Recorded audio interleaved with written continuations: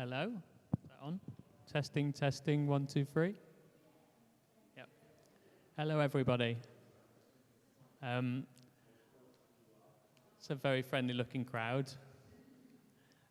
My name's Michael, for those who don't know me. I'm a programme officer here at People's History Museum. One of the staff members has been working with our curatorial team on our exhibition, Nothing About Us Without Us, that's sadly ending today, and it's his last day. For those who don't know me, and haven't met me before, I'm just going to describe myself. So today I'm wearing a shirt which is very difficult to describe. It's got red, yellow, green, brown, and blue on it. Someone told me it looks like a deck chair from the 80s earlier on. I'm also wearing grey jeans and brown shoes. I'm a bearded white male for my sins with balding hair. There we go. Although the exhibition's ending today, I just wanted to let everyone know that it's not the end of the programme that relates to Nothing About Us Without Us. There are 2 more exhibitions planned as part of our community exhibition programme that are launching in 2024 and will be exhibited in our main galleries. And they're exhibitions that have been selected by our community panel of steering group members as well. So there's more still to come. And we're also launching our next banner hang in 2024 as well, which will also include different accessible formats embedded within that. So there'll be large prints, braille, audio narration, and BSL incorporated into that this year. I'm now going to pass over to my colleague Anis, who's one of the curators of the exhibition, and he's going to talk about the event and the exhibition and maybe a few other things. Hi everyone, my name's Anis, Anis Akhtar, and I'm one of 4 community curators. I worked along with Ruth Malkin, who isn't able to be here today, who's Pauline, and Hannah and Alison were the other 2 curators, and we worked with a steering group, and we all worked together to decide on what items we would have in the exhibition. So it was a real group effort, and like Michael said, even though the door on the exhibition closes at 5 o'clock today when the museum does, this isn't PHM's final hurrah for disabled people. We've got the new toilets coming in and a planned changing room, and we're planning to have mark important days in the disability calendar as well. So this isn't the end. And I'm a 5'4" South Asian brown person with black hair and wearing a sort of burnt red snoodle, I call it. It's actually called a snood, but I prefer the word snoodle. And I've got a dark blue t-shirt with a penguin with different colours. I've also got grey jeans on, great minds think alike, and I've got bright red shoes, and there's a few people in the room that are also rocking red today. Red and pink seems to be the vibe. Got to say pink because one of our musicians is in pink, who I will introduce later. And then to my left, we have one of the BSL interpreters, Prettyful Pam, and we have our tech person, adorable Alex, and so glad Tony's in the room today, unlike Saturday. Tasty Tony, there you go, Tony. I know you've been waiting for that moment, and it will be on YouTube later on. So there you go. And our first poet is Jamie Lee. Thank you.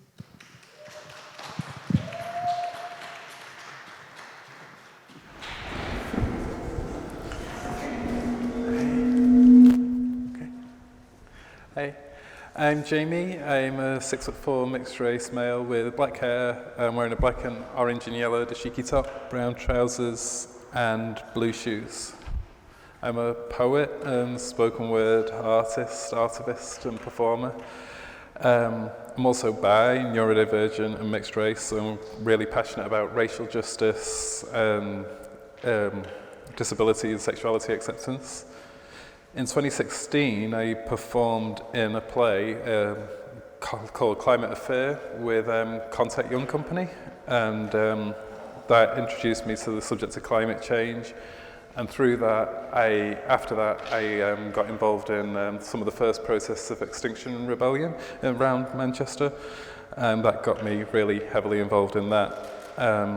But kind of over time and with burnout and witnessing certain issues and voices kind of dismissed, that made me kind of step back from XR and look for other ways to honour that. And then in 2022, I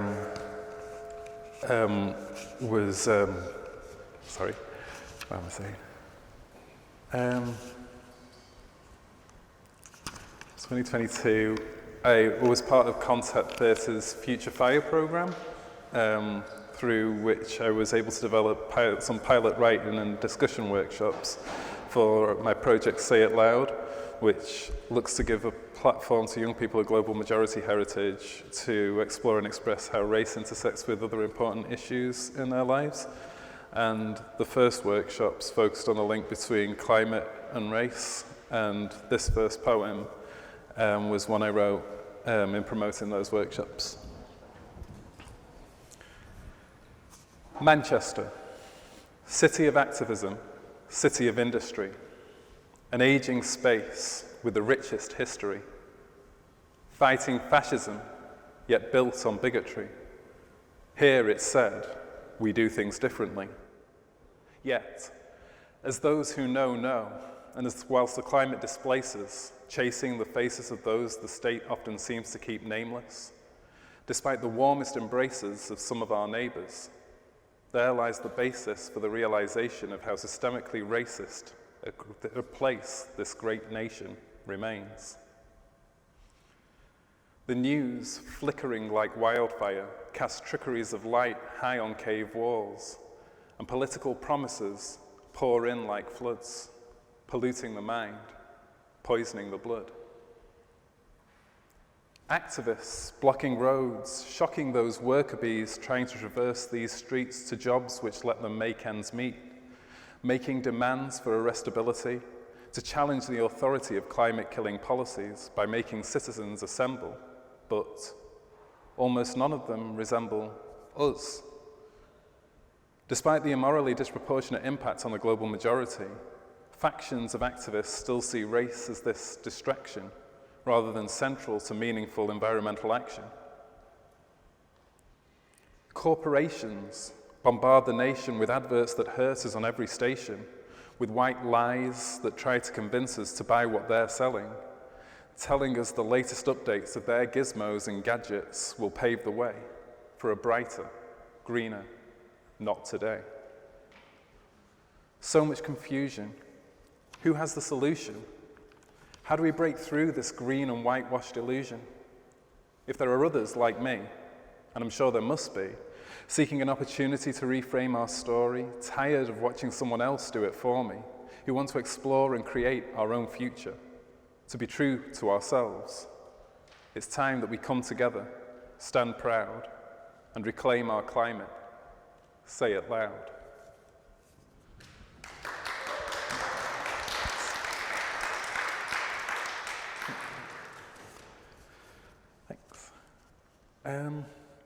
A lot of the work that I create is kind of connected to my personal experience, because art and poetry is for me primarily a way of kind of processing what I'm feeling. And if it happens to resonate with other people, then that's just kind of an added bonus. So the next poem I wrote in 2020 during lockdown, shortly after the death of George Floyd, as I began, like many people, reflecting on my relationship with race and how connected or disconnected I felt from that, having grown up in the 90s as a mixed race kid with a white mum in a kind of predominantly white community. I've also become quite interested in the history of botany, and like with colonialism and how plants have been brought over and kind of like admired and respected, and then as they've come over and like not married up with the ecosystem here, like kind of been vilified and started to be treated as weeds. So this next poem kind of connects to all that. Call it cellular mitosis. I sprung up through the cold, white February snow, an unlikely seedling stretching its tiny limbs as it shrugged off the earth-brown blanket beneath. I didn't know my body already had a story fixed to it, wrapped around my roots, telling me what kind of plant I was allowed to be, how I was supposed to grow, because of the color of my petals. Nobody ever told me about the narrative attached to me. They just talked behind backs, reprimanding me when I got it wrong, tutting because I was a weed in their garden, with delusions of being a flower. As I grew, I picked up conflicting clips here and there about who I was supposed to be, a dandelion, a daffodil. So, as I was wrenched apart by the whispers that rippled through the leaves, I picked a plant to call myself, the one that gained me access to the garden, and watered that one, whilst the other withered wistfully, waiting to be loved.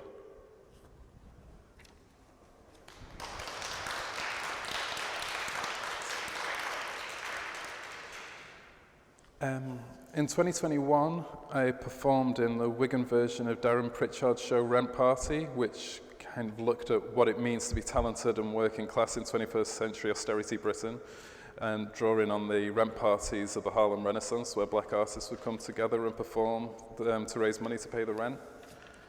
And this next poem was part of my performance for that, as I unpicked some of those kind of difficult feelings that I looked at in the last poem, and moved to a more positive space.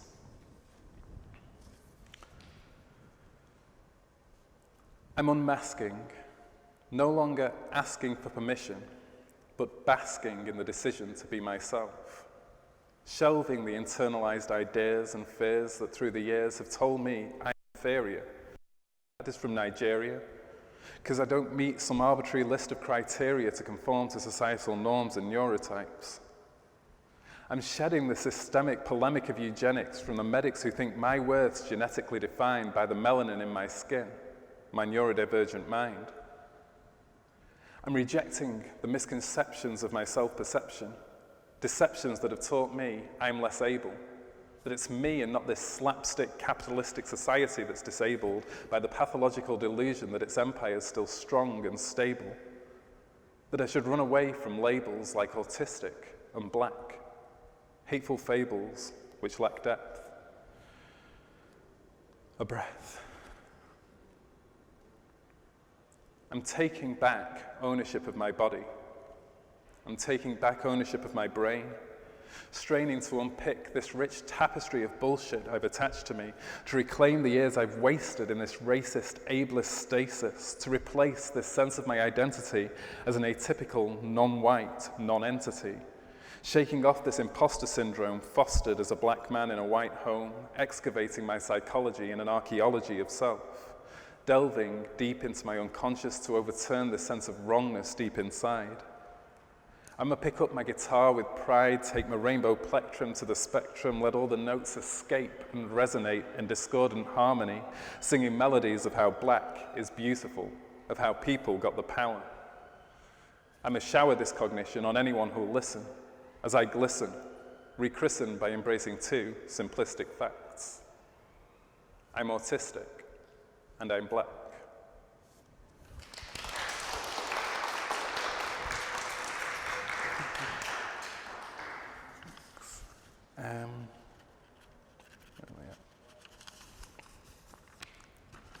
This last one, I actually just wrote the other day as I was thinking about coming here and what the concept of nothing about us without us means to me.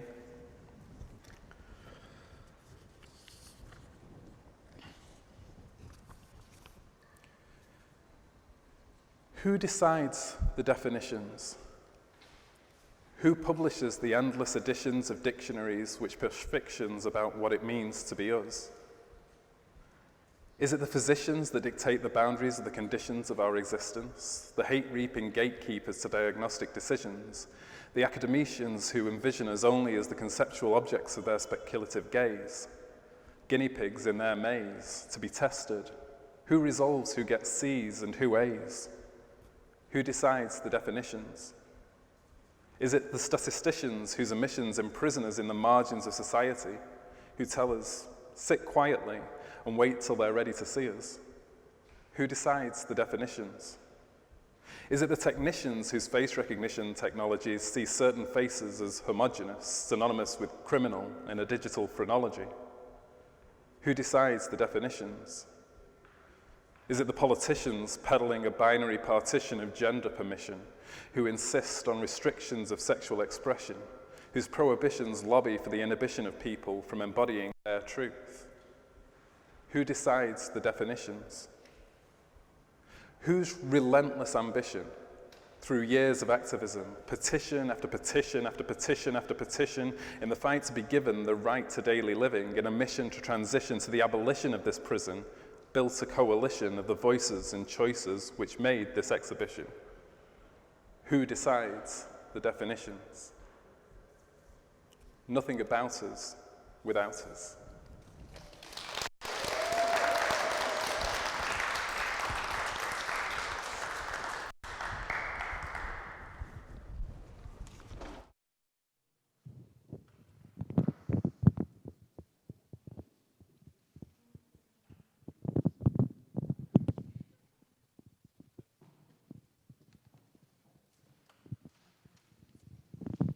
Oh, thank you so much, Jamie, especially for bringing a premiere poem to the event and actually having the exhibition's title in your poem. That was awesome. Before we move on to our next performer, I forgot to mention on Saturday, but we'll do now.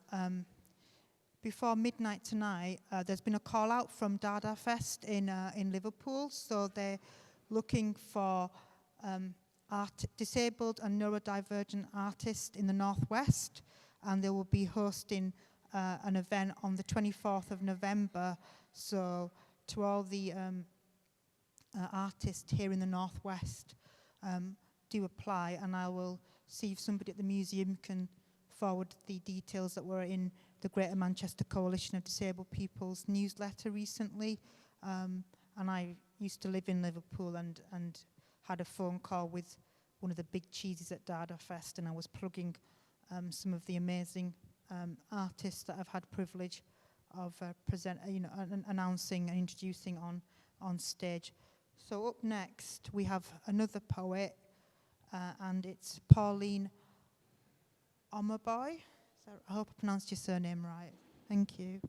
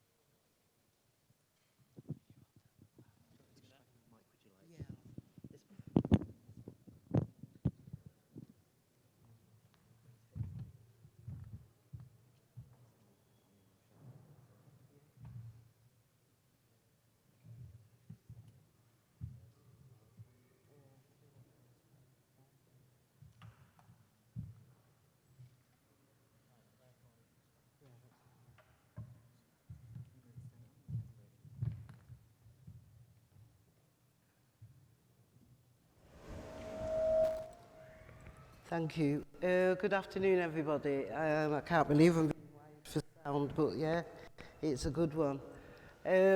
I'll tell you what I'm wearing, but then my poetry will tell you who I am. I'm wearing today some black trousers, a chiffony top with the flowers on, yellow and red, some patent black leather shoes, which I love, and glasses. Because it isn't just a coincidence. Take my word for it, it's a fact. This is my actual colour. I am naturally black. And my hair has more than a kink in it. My eyes are meant to be brown. And my lips, my most prominent feature, are the most well-spoken lips around. And I know that my hips are distinctive, and my legs are strong and they're firm, but it's my heritage that holds most important, and that fact some people should learn. We are what we are, there's no denying, and we see what we see, and that's no lie. And if some people misunderstand us, it's because our culture they cannot deny. Now some say they hate all the darkies and order their sunbeds in bulk.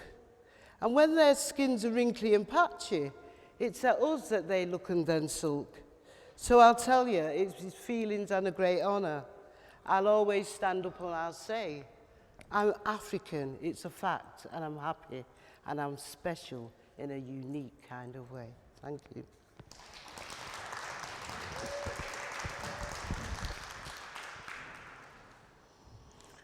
When I say I write about everything and anything, I do. I've got 4 wonderful children and 9 grandchildren, so I've got plenty of material. And this one, next one is called It's a Bargain.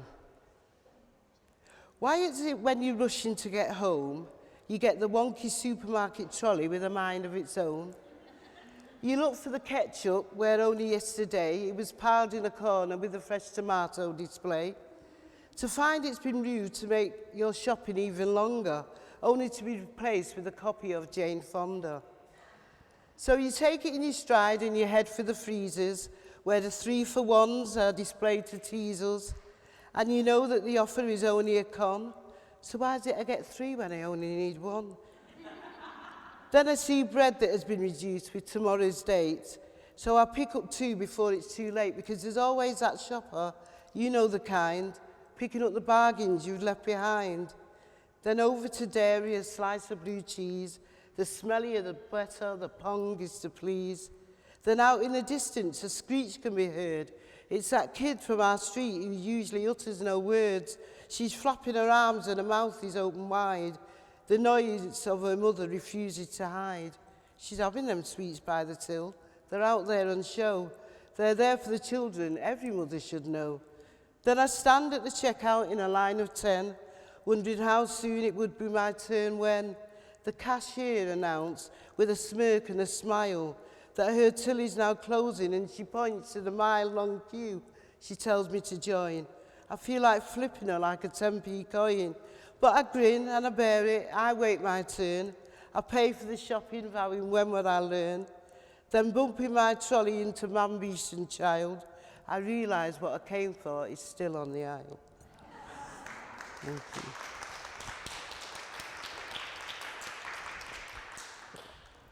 It's real thirsty work, this.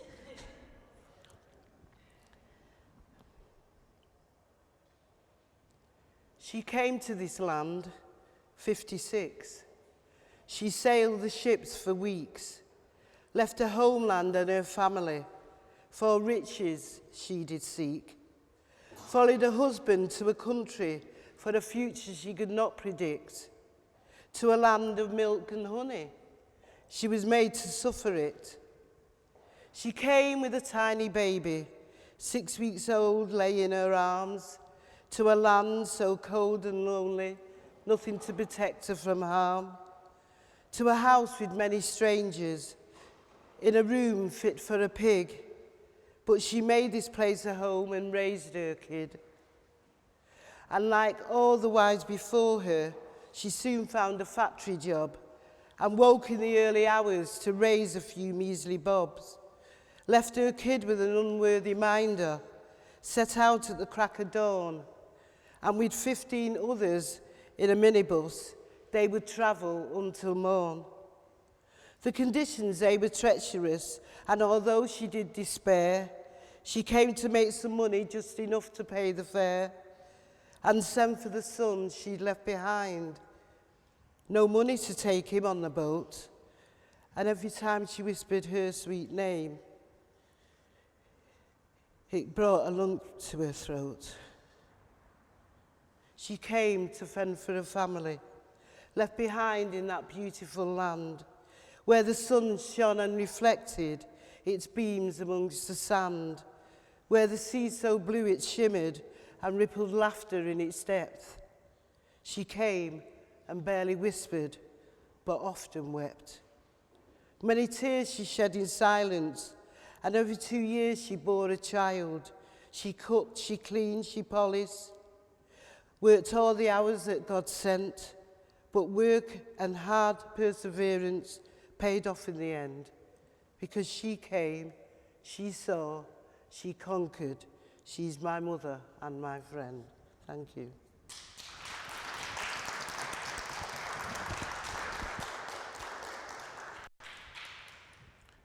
This next one is called Don't Diss My Ability. Can you tell me when you look at me? Can you tell me what you see? Can you see way past my structures and my disability? Do you notice I'm wearing hearing aids? Does it mean I'm missing out? It doesn't mean my hearing loss gives you the right to shout. I stand here a bit shaky, but I revel in my glory. You don't expect me to be bubbly or recite my story. Some ignorance is clear to see, so out comes the good, the bad, and the ugly. Don't look and paint a picture full of woe. I'm witty. Don't show your ignorance, thinking our lives need pity. My hidden disabilities, not facing you on show. The stigma many of us live with, the feelings that we know. Because yes, we have our limitations, just the way you have them too. It doesn't mean we're just a number to be dismissed. You know that, don't you? The dictionary described disability in a phrase all fine and dandy. It's what people use because it's there. Ignorance is handy. So I've taken my place in history, raised my voice, stood up for much more. So ask me and I'll tell you, we have a life worth living for. Thank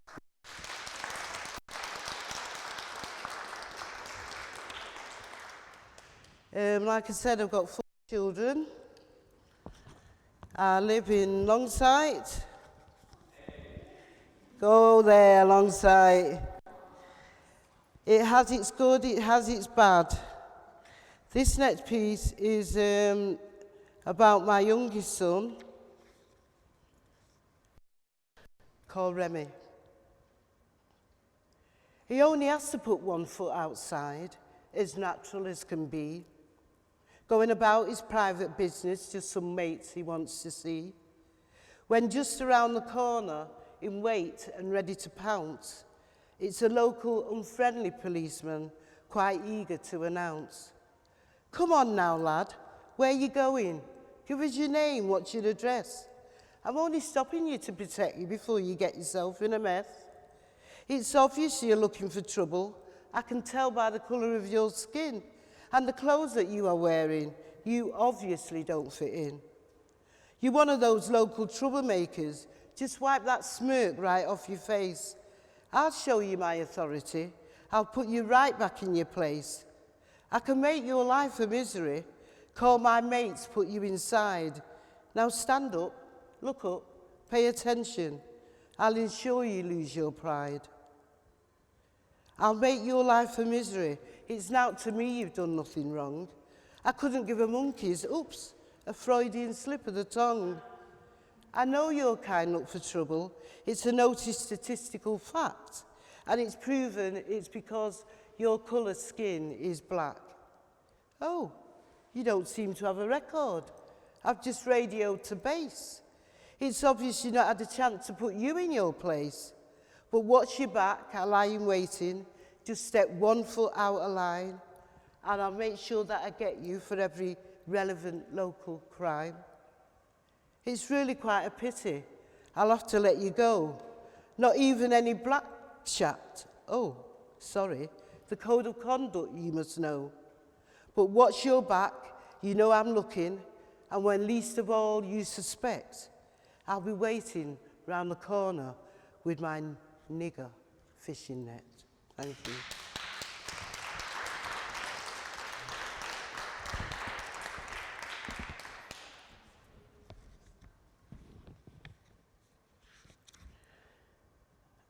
I write about everything and anything. This next poem, for all who like it, is about ironing. I can hear you all saying, yeah, I like it. I'll see if I can find it first, and that'll help. It's called Play With Me. No reward in the boring task of ironing. No pleasure though I seek, it's hard to find. As I place my best trousers all lovingly on the board, reminiscence in mind. As I spied the clothes label from Eton, I remember the day that I bought the purple trousers, my favourite colour, among the sale items I sought. I notice the perfume still lingers as the steam from the iron does hiss, and the stain from the curry made in Russia. My God, was I really that pissed? And I remember the Renault scent does linger. That comfort is what I like best. And the raindrops that tap on the window are singing a song with the rest. And I listen to the music in the background. And I notice as the iron starts to sway. And the flex takes my hands and asks kindly, let's dance, let's iron, let's play. Thank you.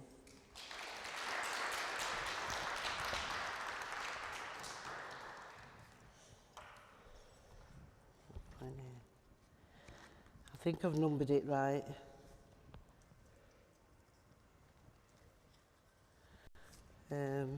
This is called Innocent Until Proven Guilty. 3 black youths, one the owner of a car, followed by police. They won't get far, because although quite innocent and still not charged, the street is a courtroom, the judge is a sarge. I was a witness. I naturally shook, my mind in turmoil, my body deep in shock. I was a witness. I naturally shook, but all I could do was stand and look. Total provocation is what I saw. Vicious manhandling and plenty more. Shouting abuse, unnecessary force. Police against black, naturally of course. Innocent bystanders shouting disgust. Male onlookers joining the fuss. All quite reluctant, we view the situation. Everybody anxious, we shake with desperation. I was a witness. I tell no lies. Seeing is believing. I heard the cries. I saw the young policeman, handcuff in hand, beating the head of an innocent man. I heard the yell. I could almost feel the pain as the weapon was lowered again and again. I was a witness I was. I saw the injustice take part in the mosque. I saw the youths bundled in the van, dragged down the street like dogs, not man. And the sorrow I feel, the hurt so real, but only a witness. What was I to do but tell you the story so sad and true? Thank you.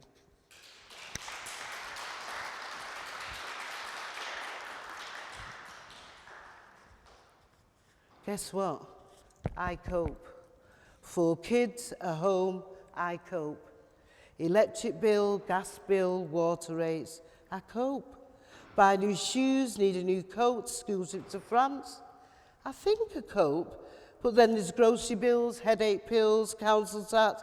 Yes, I cope. Feed the goldfish, take the dog for a walk, entertain friends, hoover, cook, polish, mop. I know I cope. Be doctor, be nurse, teacher, psychologist, referee, father, mother, peacemaker, dictator, counsellor, listener and ignorer, judge and blooming jury, and they have the cheek to call us the weaker sex. Gee whiz, I definitely cope. Thank you.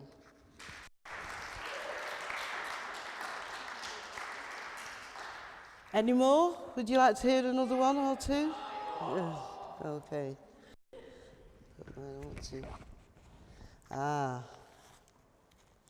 For those who, shall we say, a bit more mature, it's no laughing matter. I thought when I reached my 50th year, the rest would be a breeze. But came along the menopause that brought me to my knees. I only had to laugh or cough, and a dribble would escape. My hair so thin came bald patches, it almost seemed my fate. The laughter lines diminished, and wrinkles were my plight, and the sweat's like a tsunami in the middle of the night. I often thought I'd wet myself as I changed a second set of sheets. My nightie clung like cling film to my curves no longer neat. Then came the dryness of my skin that used to be quite moist, and in its place was crocodile skin and resembled charcoal toys. This menopause lark is relentless. I walk around with a mini fan. Wet wipes and tissues fill my handbag. I mop up the best that I can. Even my voice is deepened, a strange voice in its place. I sound like sometimes Dr. Who's Daleks. There's even hairs upon my face. Now the thing that has the deepest effects and is really quite uncanny, it's the dryness of my front bottom, quite often called a fanny. And I know they've invented HRT, black gosh, and so much more. We would have benefited quite greatly if God had evened the score.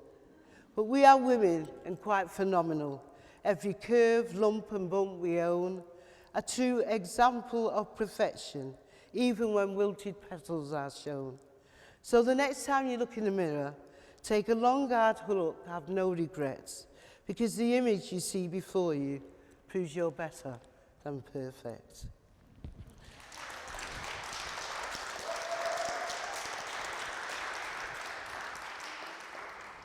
I'm taking up too much time. I'm going to read two more. The first one, I've got a friend to help me to hold up.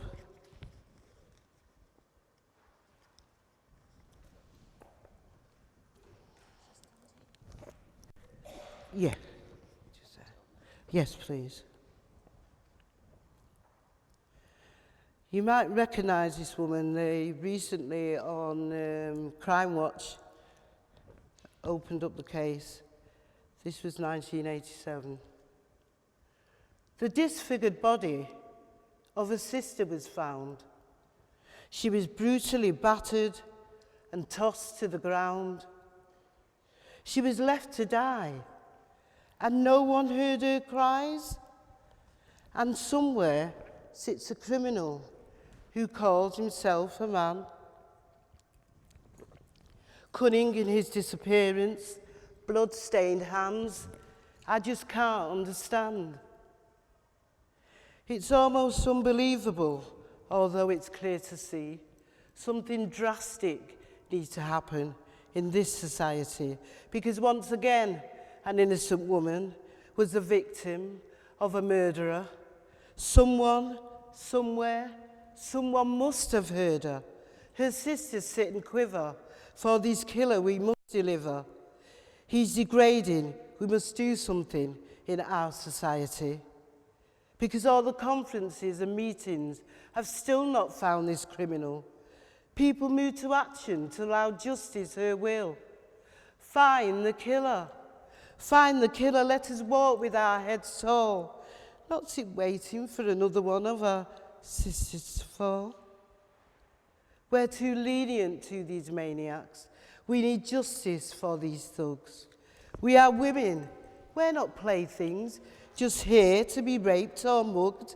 Just because we feel like dancing and we go out all alone, it doesn't mean we're looking for a man to take us home. It doesn't mean we're crazy, and it sure don't mean we're mad. We are women and we're human, not just here for men to have. Thank you.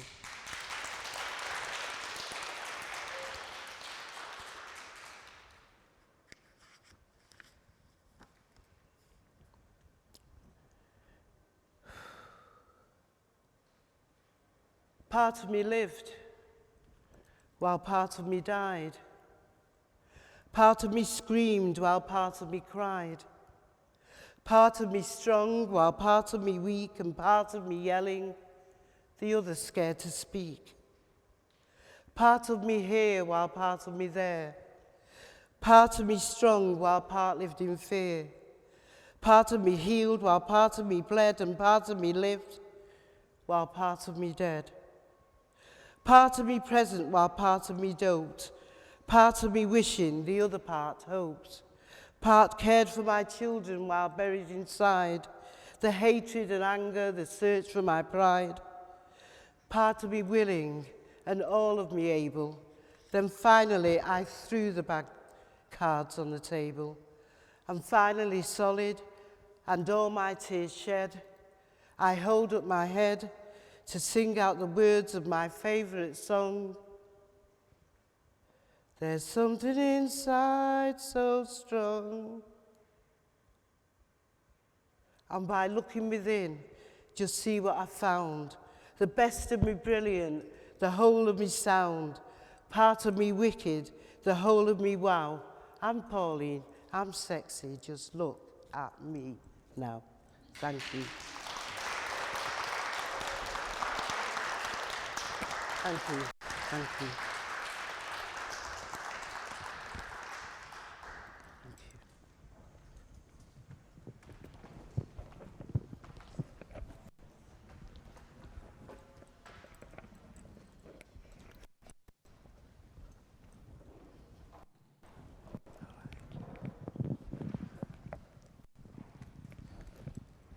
Thank you so much for your poems, Pauline. And it just goes to show you from both poets so far just the importance of intersectionality, or another term, multiple oppressions. So as disabled people, we tick other boxes and often are made to pick and choose whenever we do something, and often told to leave racism at the door or our queerness at the door. So really important poetry there.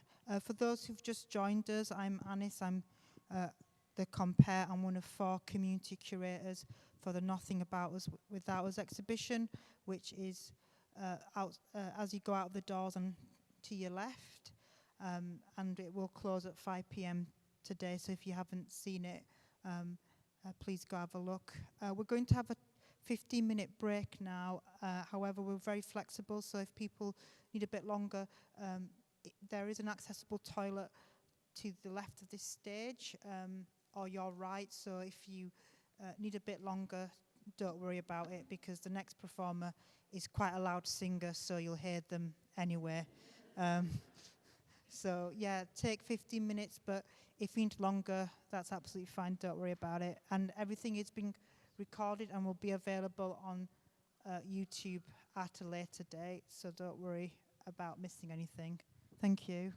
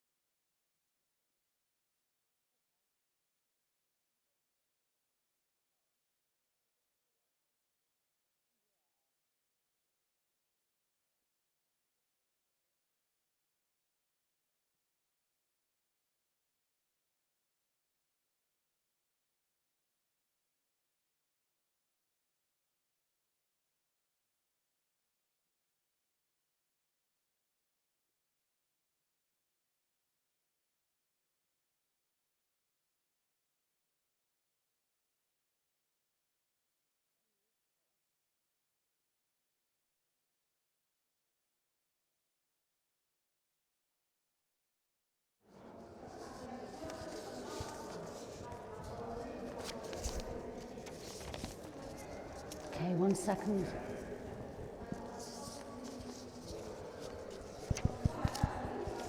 Oh, and I know that.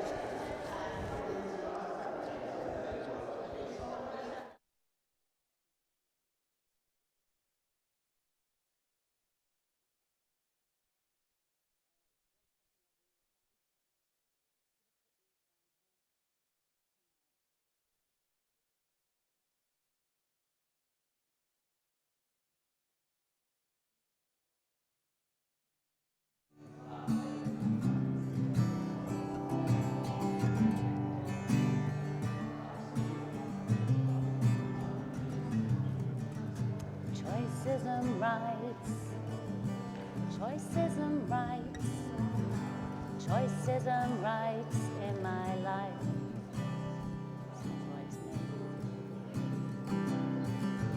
Don't want your charity, you to be paid to care for me. I want choices and rights in my life.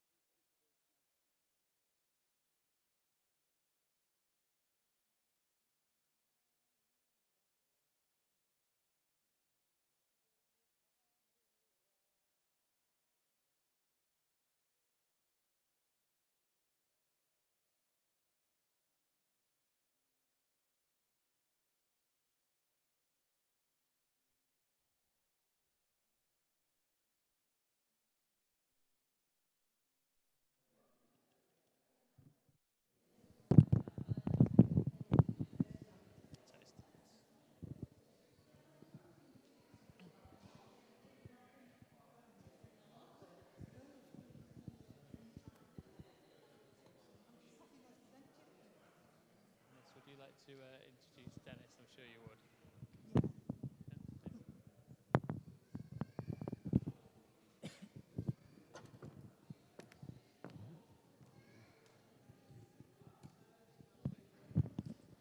Hi, everyone.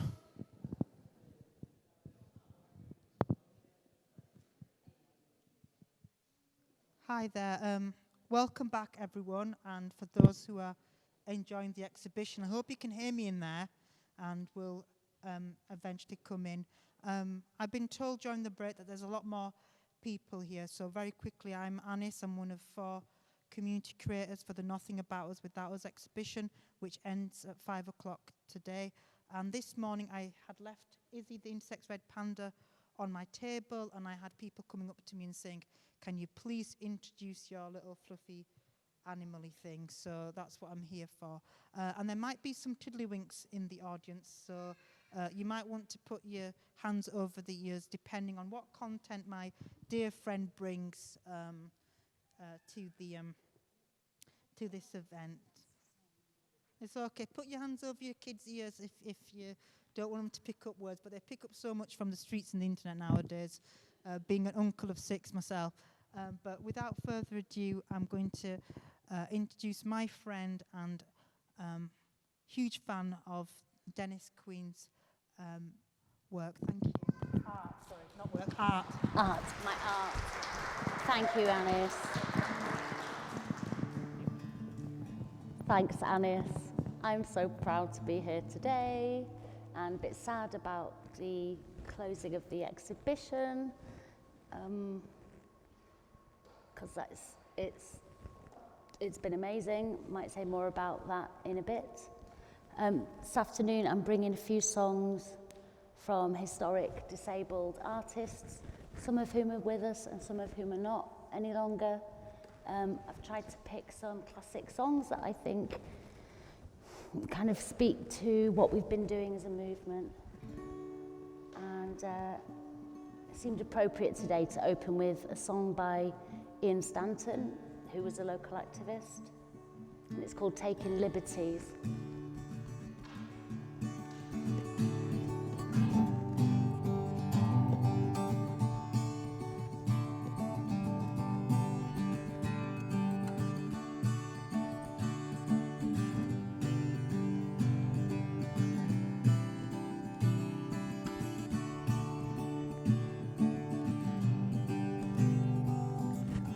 Some people call me a rebel. Some people call me a red. One time I lie awake and worry just exactly what it was I said. Maybe older or maybe wiser, but these days I sleep peaceful in my bed. Because I'm taking liberties, taking liberties, taking liberties with me. Yes, I'm taking liberties. There's nobody else I'd rather be. I'm taking liberties with me. No need to climb any mountains. I never wanted much to try. I don't need to live in a bird cage, wondering what it feels like to fly. I have soared just like an eagle, and I'm dropping little presents from the sky. Because I'm taking liberties, taking liberties, taking liberties with me. Oh yes, I'm taking liberties. There's nobody else I'd rather be. I'm taking liberties with me. Taking liberties, got my own authority. I'm taking liberties, no better than I ought to be. Taking liberties, feeling free, taking liberties with me. Taking liberties, nobody else I'd rather be. I'm taking liberties, no better than I ought to be. Taking liberties, feeling free, taking liberties with me.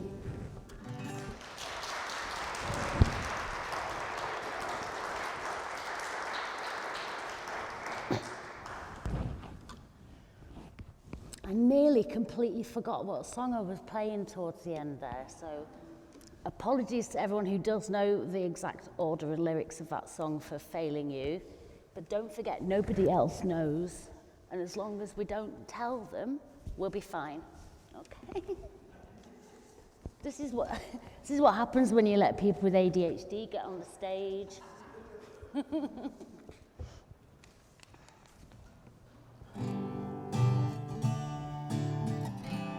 This next song is by Johnny Crescendo, who's another local activist. He's abroad at the moment. He did say to me, you know, I haven't died yet, so do you think it's appropriate to be playing my songs? And I was like, well, do you think I should wait till you die? And they're like, would you prefer that? And he's like, well, I don't really know what I would prefer at that stage. So I figured it was, I figured it was a greater compliment to not wait. So, so yeah, Johnny Crescendo's still with us. He's living in Philadelphia at the moment, so we don't get to see him play. So that's why I brought some of his tunes here with us. So this song is called Choices and Rights.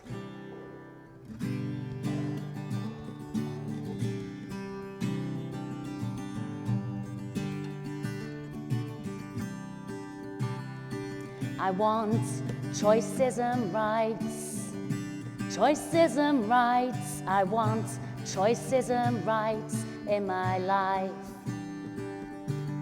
I don't want your charity or you to be paid to care for me. I want choices and rights in my life.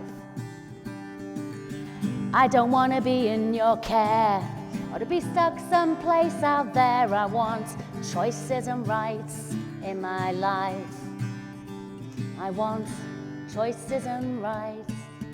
That's what we've got to fight for. Choices and rights in our lives. I don't want your benefits. I want dignity from where I sit. I want choices and rights in our lives. I don't want you to speak for me. We got our own autonomy. We want choices and rights in our lives.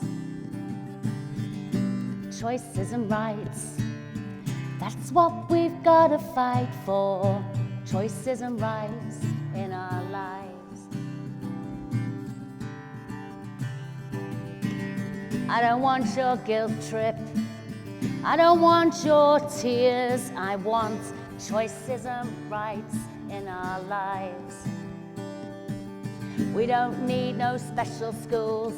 We're gonna get out and teach them fools. We want choices and rights in our lives.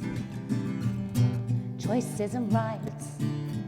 That's what we've got to fight for. Choices and rights in our lives. One flew east, one flew west. One flew over the cuckoo's nest for choices and rights in our lives.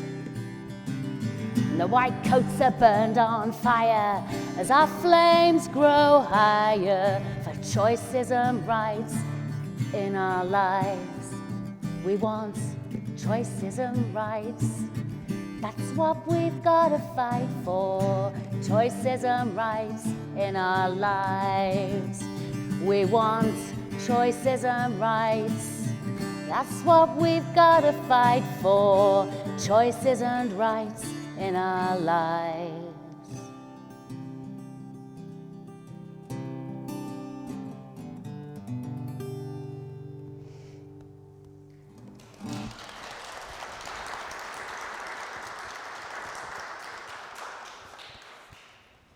It's got some wonderful mental health themes in that song. I'd always like to share a funny thing happened with me on the way to the gig story, if I can. Like usually it's just some shitty access problem I had, like on the way here. Today's story is a bit different. So I thought before I came down to work today to do this gig, I'd quickly go and log in on this self-help site that my GP had sent me to, because I was having a bit of a week, the week before last. She said, go and choose some therapy, Dennis. I went, okay.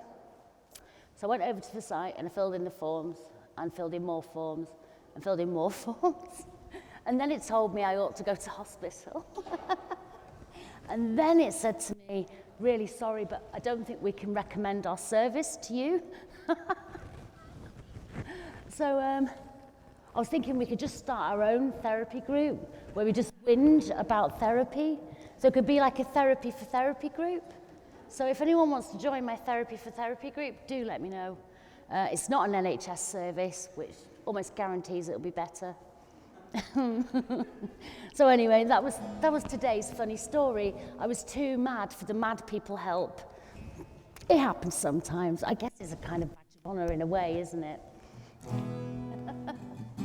So the next song is by The Fugitives, who are a wonderful band from the Northeast that are not with us anymore. Unfortunately, we lost their lead singer, Karen Shader, recently. So it's really important to me that we share some of their work today. So, and this one's called The Disability Blues, and that's why I shared that story, because when you have that sort of a morning, you're having the disability blues, right? You know? Come and get your mad people help. Oh, sorry, you're too mad. The fuck? Anyway. Yes, I'm feeling frustration. I got nothing left to lose. I'm feeling frustration. 'Cause my request has been refused. I got no transportation. I got the disability blues. Well, I'm feeling quite nervous. Like my nerves are about to crack. I'm waiting for the care service. And it's absolutely crap. You know I didn't deserve this. I'm in the disability trap. Well, they take me to where I want to be, but they won't bring me back. I wish I could find a way to achieve the freedom that I lack. Got a caring professional. He's telling me what to do. I've got a caring professional. He said the day centre's best for you, where the care is acceptable. To beat the disability blues. Well, they take me to where I want to be, but they won't bring me back. I wish I could find a way to achieve the freedom that I lack. Got a caring professional. He's telling me what to do. A caring professional. He said the day centre's best for you, where the care is acceptable. Disability blues. Well, that was my situation. And it feels like I have no choice but to sing my frustration. And it proves that I've got a voice for verbal aggravation. To beat the disability blues.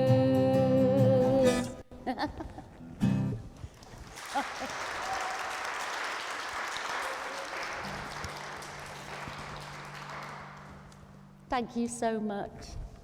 Of course, the Fugitives, who wrote that song, they're a punk band, so when they play it, it's just a wee bit more raucous than when I play it, I'll be honest with you. But we're doing our best with one guitar. So, going to bring the mood down a little bit. This one's another Johnny Crescendo song. It's called The Ballad of Josie Evans.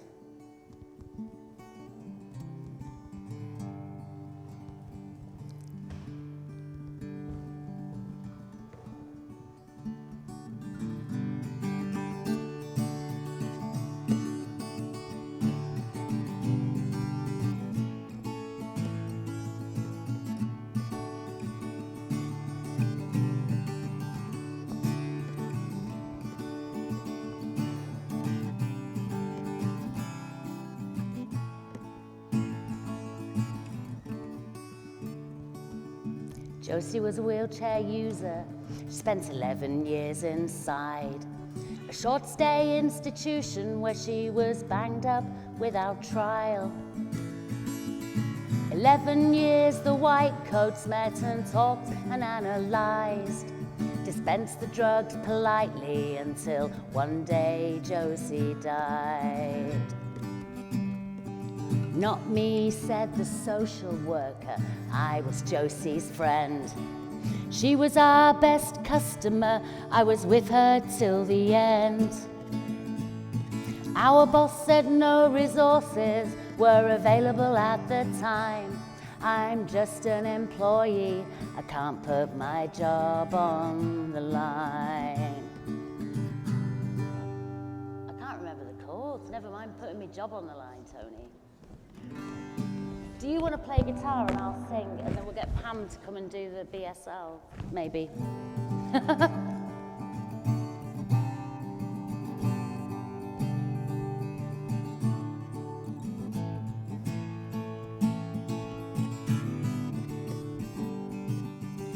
The finger of guilt draws a circle in the sand, and who'll take the blame for the desperate and the damned? And which people vote for injustice in the land? Is it you or your father? Is it you? Is it you? Not me, said the manager, I can't be held to blame. It's the politicians who make decisions, I'm just a pawn in their game. I agree most strongly that Miss Evans was done wrong, but the council wanted cuts and I had to sing their song. Well, the leader of the council wrung his hands and shook his fist.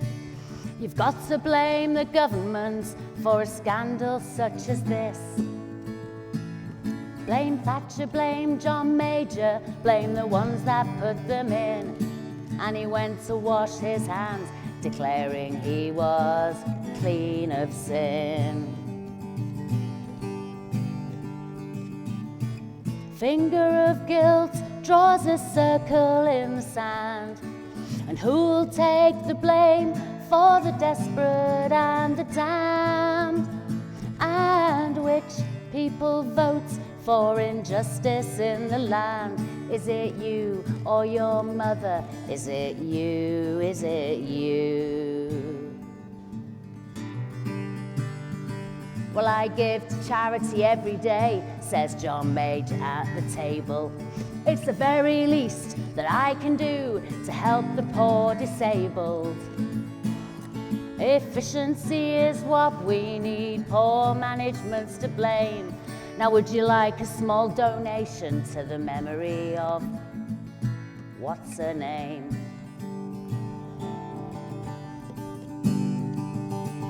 The finger of guilt draws a circle in the sand, and who'll take the blame for the desperate and the damned?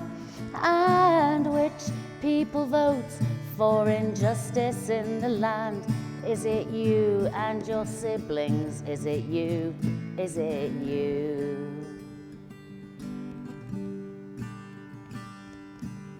Josie left a letter, which I found amongst her things. It said, I am and I survive, and my heart still has wings. They can take away my freedom, they can drug me with their lies, but they don't have my permission, and I'll hang on to my pride.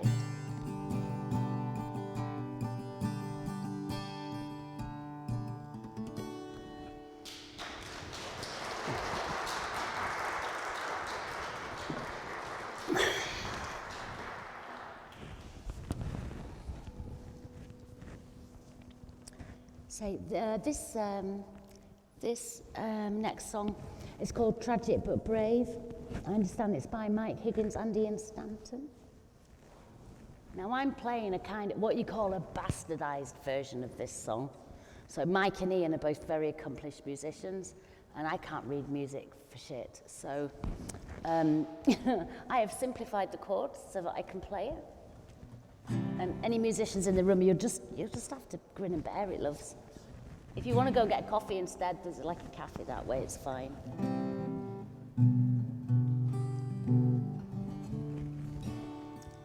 This song's virtually been a prayer in the disabled people's movement, hasn't it, really?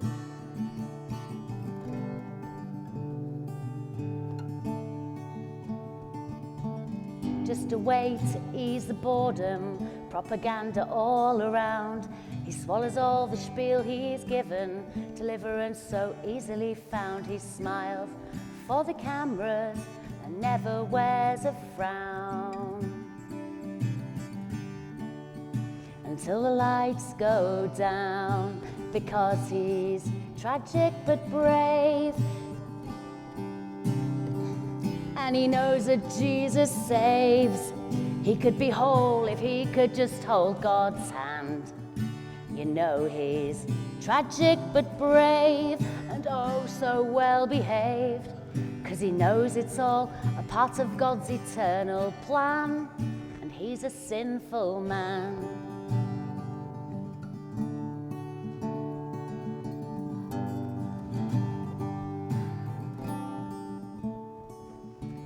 Beads of sweat and muscle straining, super crips the way she'll stay, so she can be a human being, not disabled in any way. Someone will always help her up the steps at work each day, to hide it all away, because she's tragic but brave, and to her body she's no slave. She's proud of every ounce of her normality. Oh yes, she's tragic but brave, and what she could have been, it's a shame. But still, she's much the same as you or me. Well, as much as she can be. And then she looks at the crowd on the TV news, with their wheelchairs, their sticks and their guides. They are brandishing banners, they are pissing on pity, and they celebrate difference with pride, and something stirs inside.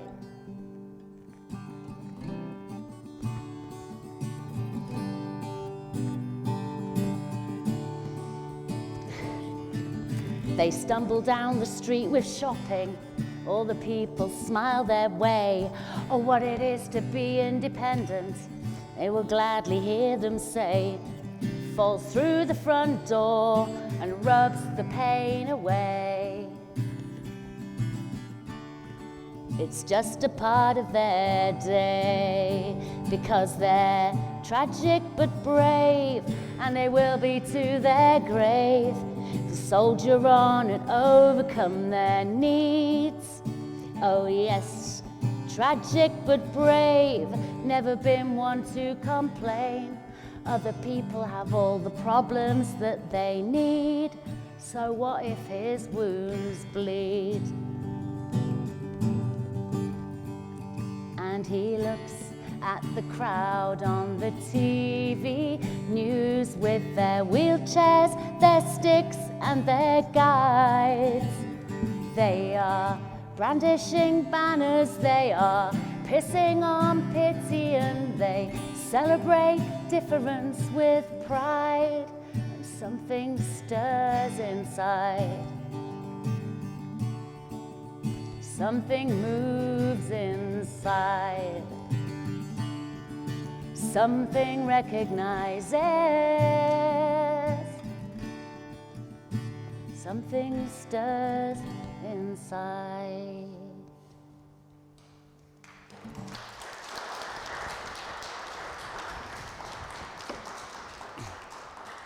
Oh, we're at Bollocks. Are we at Bollocks? Yeah, okay. Okay. That song's so sad and so powerful all at the same time. And as I was singing it, I was thinking some of the banners that that song is talking about are like just like on the other side of that wall right now in this exhibition. That's kind of so astounding and so wonderful. I couldn't possibly finish my last set during the end of this exhibition without paying tribute to The Fugitives' greatest single. The Fugitives got famous in the disabled people's movement when they were banned from most of the Northeast in any social services department at all, because they got this brilliant fund, and they went and worked at one of the so-called training centres. and made a really Larry album that talked about, you know, abuse from social workers and all the kinds of things that we talk about, including this song. So this song is, for me, it's a kind of core of that piece of action. What they were doing there is this is one of the songs they came up with, and it was a song about people talking about us. So when we're out drinking, everyone's always got something to say, haven't they? If they see you signing, or if you've got a white cane, or if you move too much, or you don't move enough, or you look at them too long, or you don't look at them long enough, or you look at them at the wrong times. Sorry, that was just neurodivergent people. Like, we can go on, we all know. So someone's always got something to say, especially when they've had a drink. It all starts coming out. So this song is about those kind of things, and it's called Barroom Bollocks.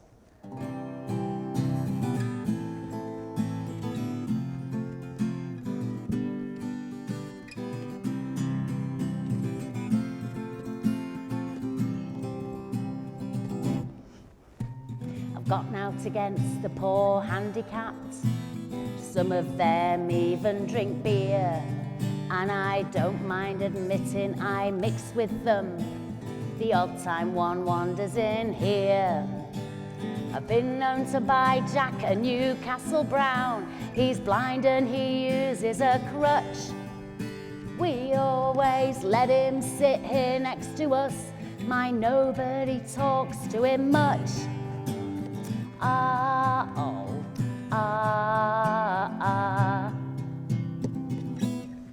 Well, me sister's Ben was born spastic, confined to an invalid chair. But it's marvellous what all them specialist schools can do for those poor kids like her.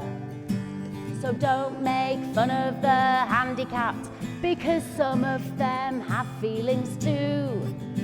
It's not their fault that they're made like they are. Just be thankful it's not one of you.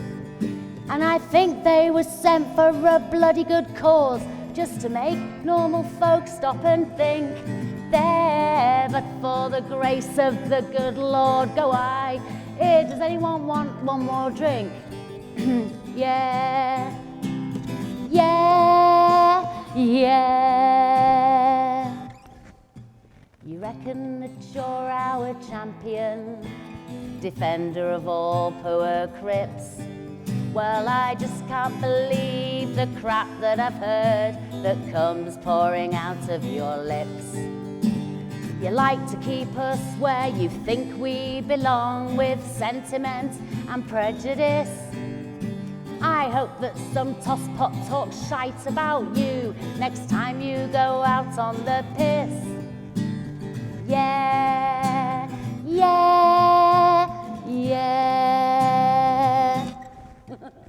Bollocks to you, and bollocks to you, and bollocks to you, and bollocks to you. Wait a second. I forgot to tell you at the beginning that you have to join in at the end, or no one's going to let you go home. Like every single one of you, you just stuck. You're staying here now.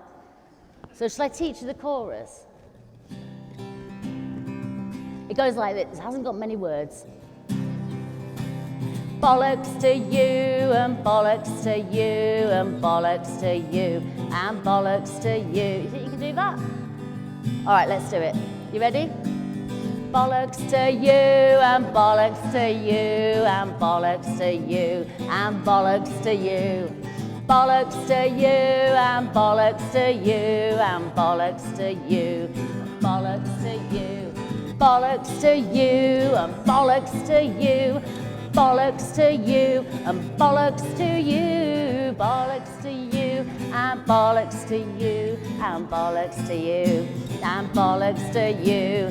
Yeah, yeah, yeah.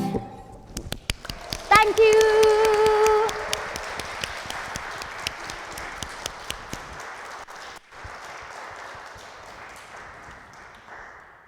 And now I'm going to hand you back to the wonderful Anis. Is this on?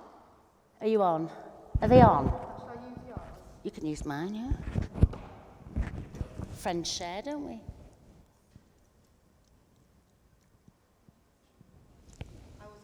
to use my community curator privilege and compare privilege to see if we could potentially coax you into 2 more. And one of my favourites is the one about the toilets and the one that I was singing to at Pride. If you've got that, I would love to hear them again. If you Can you remember it, Tony? Let us pee. let you us done pick- Let Us But Pee? also like that one that you Have did you at done Let Pride. Us Pee? The one at Pride was really good. Probably. The one Yeah. at Pride where I was mouthing to it, but you don't. You feel like were great. You were helping me remember the words at the Pride Yeah, Festival. Let Us Pee and that other one that's like the Beatles song, is it? That is the Beatles one, yeah. Oh, I like that one, but also the other one's really good. But you can do Let Us Pee. Which other one? The one that I was mouthing to at Pride. The other one, not Let Us Pee, the Is other it, one. is it, The for, Hero. is it for justice with love? The long live our movement while Ooh, we yeah, must that one. fight. All Yeah, right, we'll do that. Them two. Could you do them two for us? We'll Do you play it. would you two like to swap again? Do you need a minute? Let Us Pee. You're going to do the P. Why do you always get the bollocks and the P? Come on, Tasty Tony. All right, so then you need to swap, please, just for the first tune. Oops, sorry. Yeah, we're going to have 2 more because this is called Community Creator Privilege and Compare Privilege, and it happened to be close friends with Dennis. So, yeah, 2 more, if that's okay. I think so. I think you probably both heard it. It's pretty slow, though.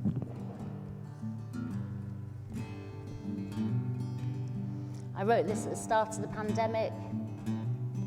It was a song about bringing people together. It was also like a little bit of a prayer of my own, of what I wanted to see happen in the future. Long live our movements while we must fight. Long may we resist what is wrong for what's right, till all our descendants can live in the light, not locked behind doors, out of range, out of sight. No, the cause of oppression's not inside me or you. Our bodies or minds or our senses, it's not true. Let's fight for change till the world is for you, for me and for all who come after us too. All now, pull together, find those who are missing, so that we may grow. Even now, it's just the beginning. We've worked so... What's the last line, Anis?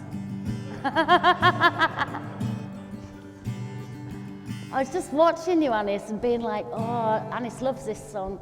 And then I just got distracted thinking about how fucking awesome you've been as a curator and also as a compare right the way through the last year. Oh no, flipping out. So should we try the chorus again?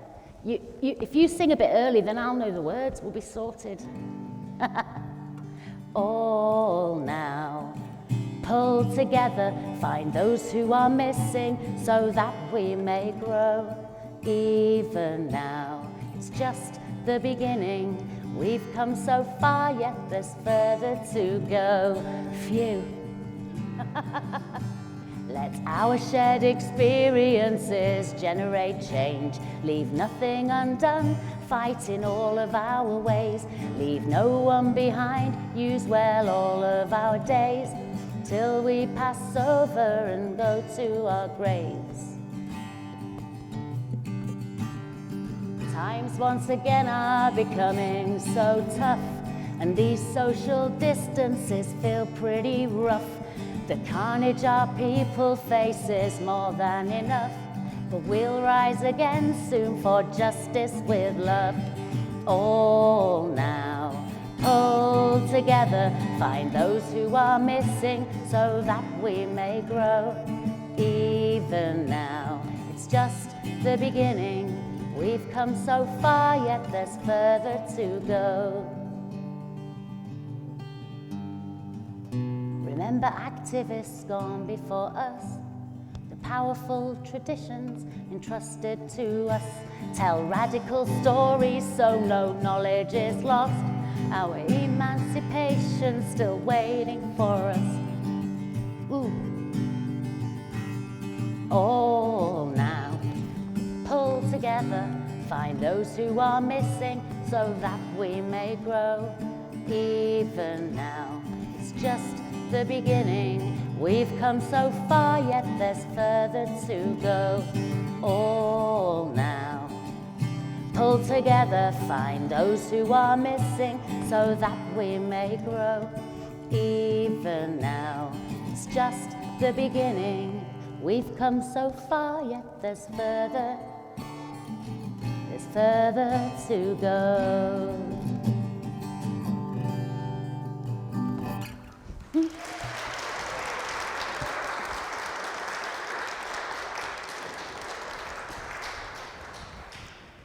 So this is my last song now.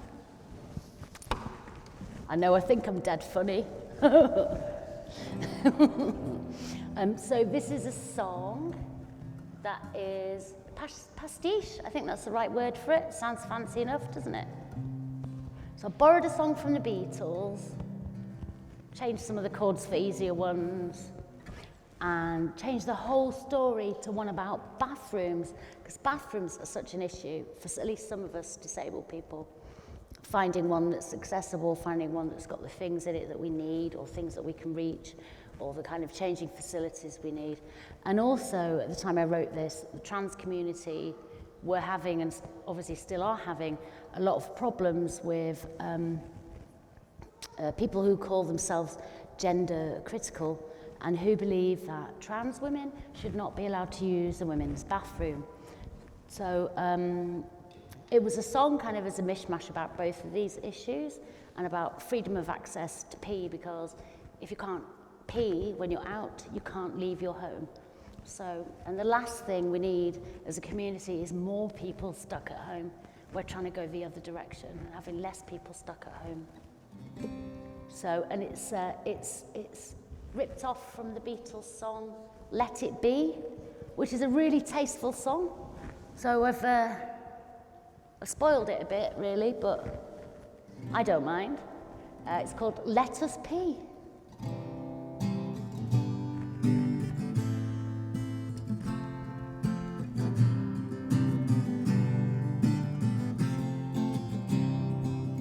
When you find yourself with a full bladder, more stress is not what you need. Just a nice clean bathroom, let us pee. Not endless hours of hell, having to hold on to find one free. There must be an answer, let us pee. Let us pee, let us pee, let us pee, let us pee. There must be an answer, let us pee.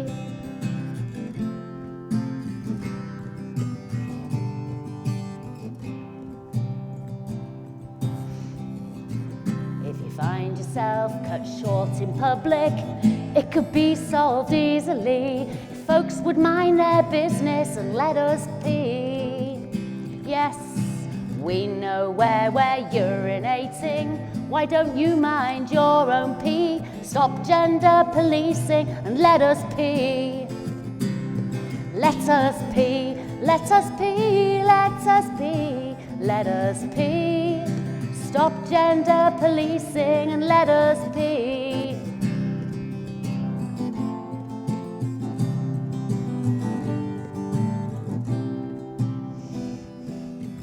Integrated bathrooms mean nobody locks it with a key. So don't forget the access, let us pee. If you feel the need to check down our pants before you let us wee, then you're the bloody pervert, let us pee. Let us pee, let us pee, let us pee, let us pee. Then you're the bloody pervert, let us pee.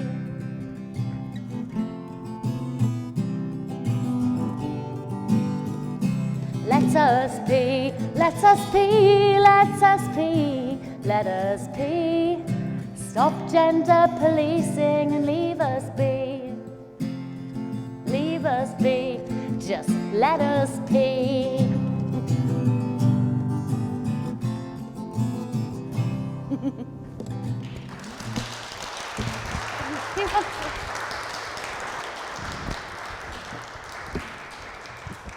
Thank you so much.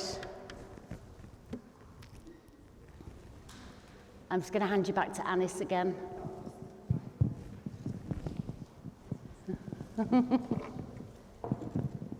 Oh, thank you so much, Dennis, especially for those last two songs, which are two of my all-time favourites. And at one of the closing events for Manchester Pride, me and my friend and colleague Ruth were stood right at the front, and then Dennis called us out because we were both mouthing the songs. Yeah, this brings us to the end of our last event, and the Nothing About Us Without Us exhibition will close at 5 p.m. today when the museum closes. It was launched last year on the 6th of November, 11 months today, on UK Disability History Month. And for 11 months, we've had people travelling across the country, and we got told on Saturday that a 3D scan has been done, so the physical space will be archived on the website. And from the very beginning, we've had all objects, including labels, available on the website, including audio description, Easy Read, which is a format with pictures and simpler words for the learning disabled community. And we've also had stuff put in BSL. And I'd like to give thanks to the 3 other curators, Ruth, Hannah, and Alison, who couldn't be here today. Ruth was going to cry on stage, though. I've asked a few people to make me cry today on stage, but sadly, I probably cry after. I am around till 5 o'clock to offer anyone in the room a guided tour, free of charge, seeing as the exhibition is going to close. I'd like to thank firstly the PHM staff who are in the room. We even have the biggest cheese, the director, back just for this event, and staff have even brought their little ones in today. But as always, remember to thank the BSL interpreters. That's Pam and Tony. That's Tasty Tony and Prettyful Pam over there, and our tech person, our adorable Alex. Hey, Alex. And to Dennis Queen, Jamie Lee, Pauline. Sorry, what's your second name? Omoboye, yeah, thank you. Do you have somebody else? I thought you had a third person. Never mind. Thank you. You're the third person. Oh, and thank you to Izzy, the Intersex Red Panda, who's a bit of a person of glory. But thank you so much for coming. Please do see the exhibition before it ends today at 5 p.m. I will be around, and I'm sure PHM staff who are contracted to be here till 5 will be here. So yeah, come and find us, and thank you so much for coming, everyone. Bye.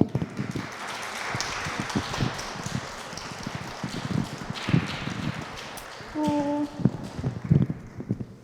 Let's close these. Oh, we should have Not crying. 16th of November. What are you doing on 16th of November, Dennis? To know why. That'll be a year on, won't it?